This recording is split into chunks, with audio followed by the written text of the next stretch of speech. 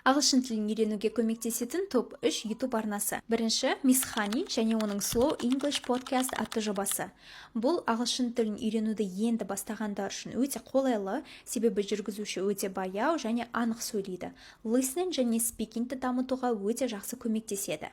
Арнадан күнделікті өмір, саяхат және басқа да қызықты тақырыптарға арналған практикалық сабақтарды beginner деңгейінен бастап бөлінген плейлисттерден таба аласыз. I go downstairs. I brush my teeth. And I sit down to start work. Екінші Arnold's Everyday English. Мен көбіне грамматикалық сабақтарын қараймын, себебі күрделі деген тақырыптардың өзін оңай жеткізеді. Мәселен, егер шақтардан шадасып, оларды бір-бірінен айыру қиындық туғызса, осы видеосын көріңіз.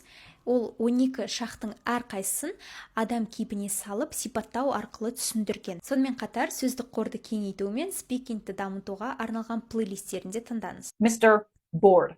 He lives the same day over and over again. He says things like, I always wake up at 7. Үшінші Vogue. Мұнда оқулықтарда кездесе бермейтін native speakerлардың күнделікті өмірде пайдаланатын сөздері мен фразаларын үйренесіз және түрлі акценттерді естіп, listeningті да жақсартасыз. Менің сүйікті және жиі көретін айдарларымның бірі ол Beauty Secrets. Мұнда танымал адамдар бет күтімі мен макияж жасаудағы құпиялармен бөліседі. Олар әр өнімді атап, көрсетіп, бүкіл процесті сипаттап береді. I'm going to use this Chanel foundation. Sometimes I actually do feel like applying it with my fingers makes it look a little bit thinner and like almost more natural on my skin. Ағылшын тілін үйренуге қатысты өзге де пайдалы ақпараттарды менің парақшамнан таба аласыз.